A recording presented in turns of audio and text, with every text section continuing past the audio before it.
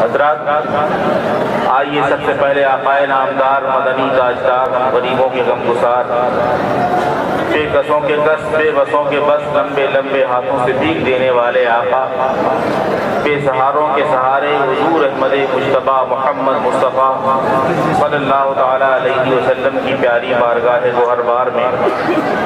جھوم جھوم کر درود و سلام کا نذرانہ پیش کر لیں۔ بابا سے بلند پڑھیں اللہم صلی علی سیدنا مولانا محمد معدن الجود والکرم وآلہ الکرام وصحبہ کریم وبارک وسلم صلاۃ و سلام علیک یا رسول اللہ صلی اللہ تعالیٰ علیہ وسلم۔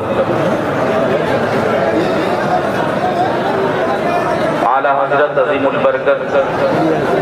مجدد دین و ملت نغمہ سرا ہے، اور آپ فرماتے ہیں کہ لحد میں عشق رخ شہ کا داغ لے کے چلے، لحد میں عشق رخ شہ کا داغ لے کے چلے، اندھیری رات سنی تھی چراغ لے کے چلے،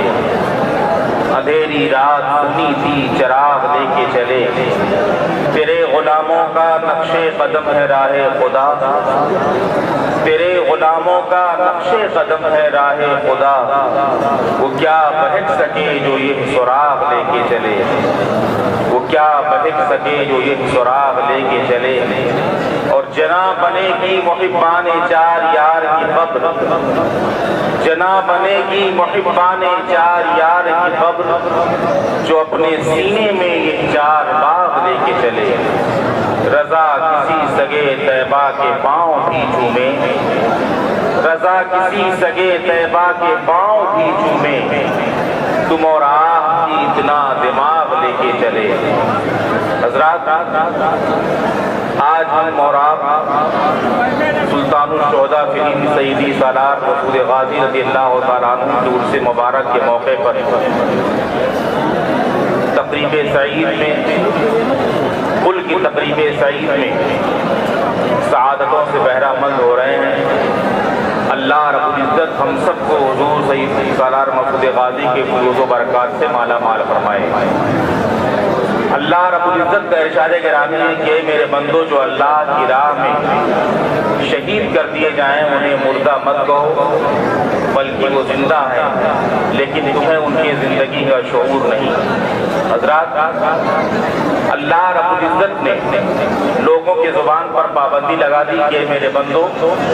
جو میری راہ میں قتل کر دیے جائیں، شہید کر دیے جائیں، جان ان کی چلی جائے، انہیں اگرچہ بظاہر تم مردہ دیکھتے ہو،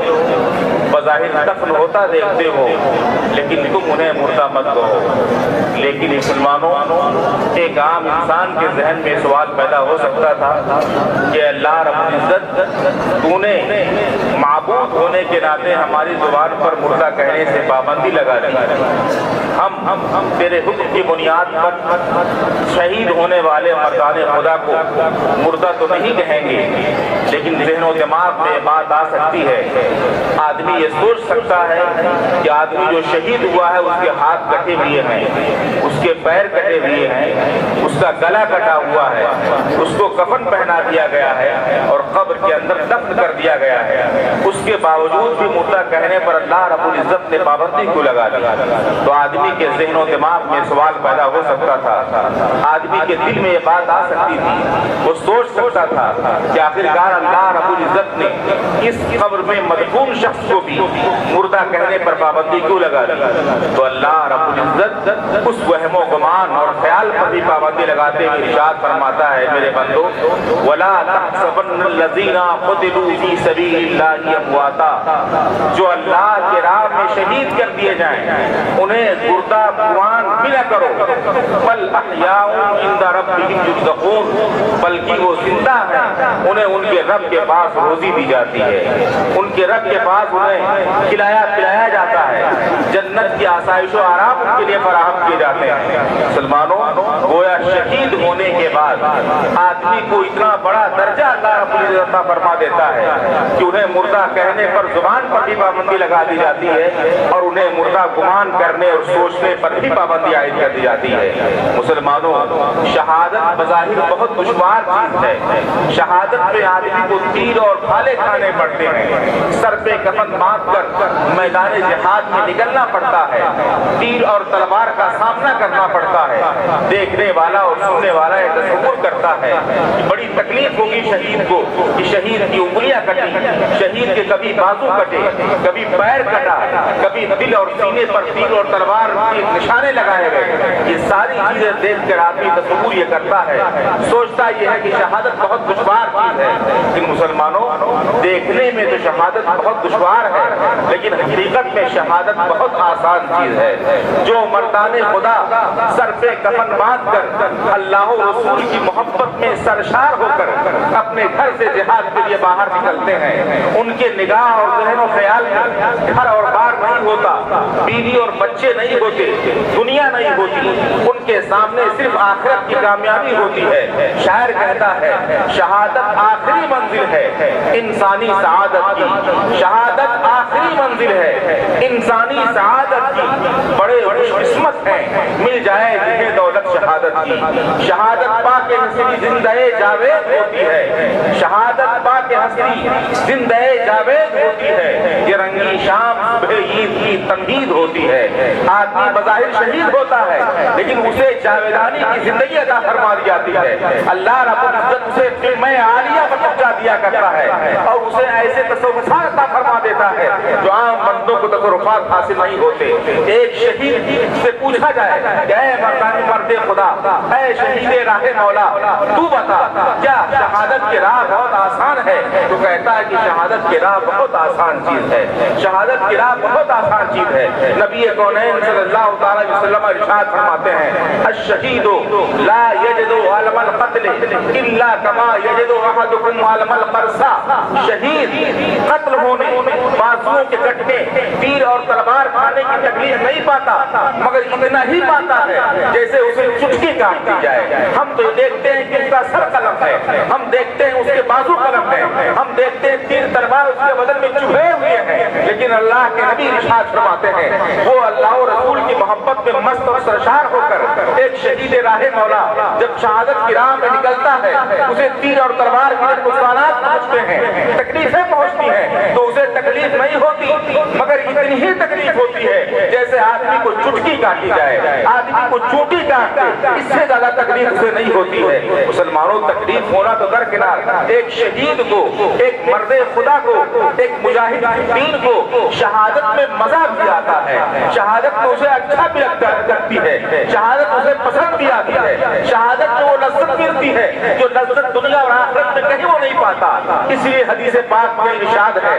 کہ جب جنتی لوگوں کو اللہ رب العزت اپنے فیصلے سے جنت میں داخل کر دے گا، جنت میں جو لوگ داخل ہیں ان کے لیے آسائش و آرام کے بہت سارے سامان فراہم ہیں. خدا خود فرماتا ہے وَلَكُمْ فِيهَا مَا تَشْتَهِي أَنفُسُكُمْ. جنت میں تمہارے لیے وہ ساری چیزیں موجود ہیں جو تمہارے نفس چاہیں، جو تمہارے دل چاہیں، جو تمہارے خواہشات ہوں، سارے خواہشات جنت کے اندر موجود ملیں گے. ایک جنتی جو جنت میں جائے گا تو جنت سے نکلنے کی کوشش نہیں کرے گا. اب جنت کے سامنے دنیا کی ساری لذتیں اسے ہیج نظر آئیں گی، دنیا کی ساری آسائشیں اسے بیکار نظر آئیں گی. ایک جنتی سے پوچھا جائے کہ اے جنت میں رہنے والا شخص، کیا تمہیں جنت سے باہر نکال دیا جائے، کیا تمہیں دنیا میں واپس کر دیا جائے؟ تو جنتی کہے گا نہیں، دنیا میں مجھے وہ لطف نہیں آتا تھا، دنیا کی ساری لذتیں ہمارے سامنے جنت کی لذت کے سامنے ہیج نظر آ رہی ہے. جو آرام، جو آسائش ہمیں جنت کے اندر ہے، جو ہمارے خواہشات کی تکمیل جنت کے اندر ہوتی ہے،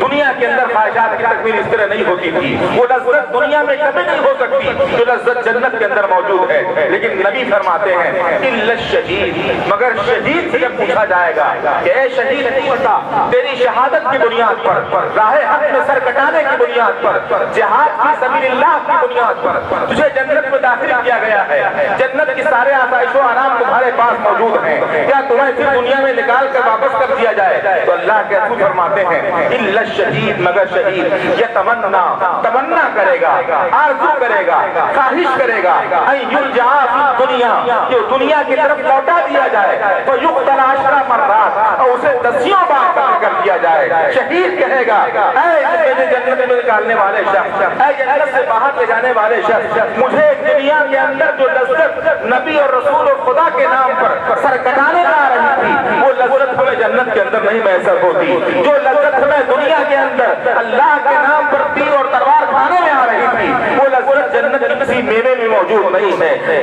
پھر شاید بزبان اعلیٰ حضرت وہ شہید گویا یوں کہے گا، کروں تیرے نام پر جاں فدا، نہ بس ایک جاں تو جہاں فدا، کروں تیرے نام پر جاں فدا، نہ بس ایک جاں تو جہاں فدا، تو جہاں سے بھی نہیں جی بھرا، کروں کیا کروڑوں جہاں نہیں۔ میں جو دنیا میں رہ کر اللہ اور رسول کے نام پر تیر اور تلوار کھا رہا تھا، جو لذت جو مزہ مجھے اس میں آ رہا تھا، وہ مزہ وہ لذت دنیا جنت کے کسی کونے میں مجھے محسوس نہیں ہو رہی ہے۔ گویا شہید جنت میں نکل کر دنیا میں آ کر اللہ کے نام پر سر کٹانے میں فخر محسوس کرے گا۔ مسلمانوں، اس لیے شہادت ایک خدا اور رسول کی محبت میں سرشار سب کے لیے بہت آسان ہے، بہت سہل ہے۔ اس لیے وہ شخص دنیا میں آ کر اللہ اور رسول کے نام پر سر کٹانے میں مزہ پاتا ہے۔ سیدی سالار مسعود غازی رضی اللہ تعالیٰ عنہ نے ہندوستان میں آ کر دین اسلام کی تبلیغ کی، دین اسلام پھیلایا، بڑی مشقتیں اٹھائی اور نہایت کم عمری میں آپ نے جامع شہادت نوش فرما لیا۔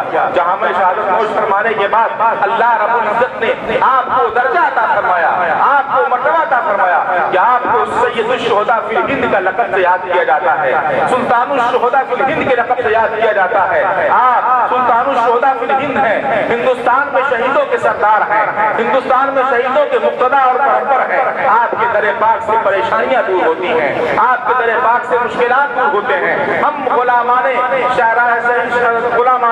سیدی سالار مسعود غازی ہمیشہ آپ کے دربار میں پہنچ کر آپ سے اپنی پریشانیاں پیش کرتے ہیں اور ان کی دعاؤں سے اللہ رب العزت پریشانیاں دور فرماتا ہے۔ ان کے در کی عظیم کرامت یہ ہے، عظیم عظمت یہ ہے کہ آپ کی بارگاہ میں ہر 40 منٹ پر حضرت خضر رضی اللہ تعالیٰ حضرت خضر علیہ الصلوۃ والتسلیم تشریف لاتے ہیں اور لوگوں کی پریشانیاں دور فرماتے ہیں۔ دعا ہے کہ مولا کریم ہم سب کو حضور سیدی سالار مسعود غازی کے فیوز و برکات سے مالا مال فرمائے، ان کے در پر آ کر اپنی پریشانیاں دور کرانے اور ان سے اپنے ان کے در کی خیرات مانگنے کی توفیق رفیق عطا فرمائے۔ مولا کریم ہمیں دارین کی نعمتوں سے سرفراز فرمائے، حضور سیدی سالار مسعود غازی کی برکات سے اور فیوز سے مالا مال فرمائے۔ استغفر اللہ ربی من کل ذنب واتوب الیہ وما علینا الا البلاغ۔ السلام علیکم ورحمۃ اللہ وبرکاتہ۔